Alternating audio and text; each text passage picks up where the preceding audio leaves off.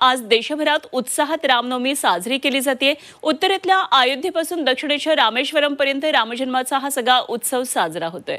राज्यात रामनवमीचा हा उत्साह पाहायला मिळतोय। शिर्डीत 3 दिवसांचा हा रामनवमीचा उत्सव सुरू आहे आणि त्यानिमित्ताने शिर्डीत विविध कार्यक्रमांचं आयोजन करण्यात आलेलं आहे। उत्सवासाठी भाविक मोठ्या संख्येने शिर्डीमध्ये दाखल झालेत, तर मुंबई, नाशिक, नागपूरसह राज्याच्या विविध भागातल्या राममंदिरामध्ये रामनवमी निमित्ताने अशा प्रकारे भक्तिमय वातावरण पाहायला मिळते। नामस्मरण रामाचं होत आहे आणि अशा प्रकारे एक वेगळं वातावरण संपूर्ण राज्यामध्ये आहे। देशभरामध्ये राममंदिरं सजलेली आहेत।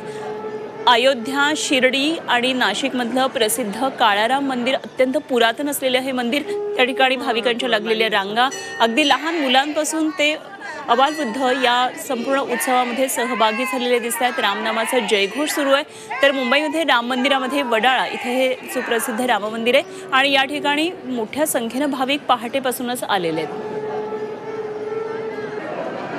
तर रामनवमी निमित्तानं सर्वच मंदिरांवर पोलिसांचं लक्ष आहे। सुरक्षा व्यवस्था सुद्धा मोठ्या प्रमाणात तैनात केली आहे।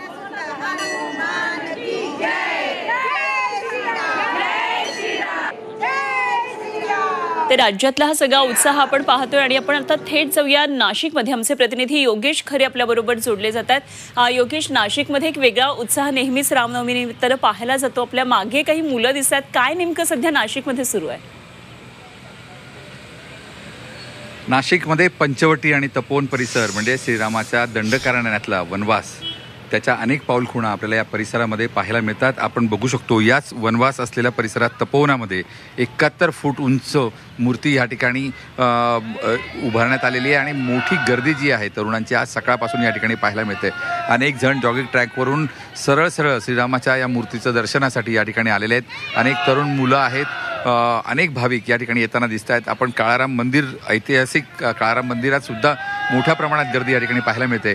मात्र सध्या सर्वात आकर्षण आहे की नाशिक शहरातलं ही 71 फुटी मूर्ती श्रीरामाची, हे महाराष्ट्रातलं सर्वात मोठं आणि उंच शिल्प या ठिकाणी आपल्याला पाहायला मिळतं। श्रीरामाच्या या पदस्पर्शानं पावन झालेल्या या नगरीला राम नगरी म्हणून पण ओळखलं जातं। मंदिरांच्या या नगरीमध्ये आज अनेक भाविक आपल्याला वेगवेगळ्या भागातून नाशिकमध्ये आलेले दिसत आहेत। काळारामाचं दर्शन या ठिकाणी घेताना दिसत आहेत आणि अनेक पाऊलखुणा ज्या श्रीरामाच्या वास्तव्यांच्या होत्या, ज्या ठिकाणी सीता गुफा असतील, वेगवेगळ्या गोष्टी असतील, त्या तपोवनात दंडकारण्यात वेगवेगळ्या ठिकाणी भेट देऊन त्या या ठिकाणी नतमस्तक होताना आपल्याला भाविक दिसतात। अगदी योगेश, धन्यवाद दिलेल्या या सगळ्या सविस्तर माहितीसाठी आणि दिलेल्या या आढाव्यासंदर्भात वेळोवेळी पण चर्चा करत राहू। धन्यवाद तुर्तास दिलेल्या माहितीसाठी।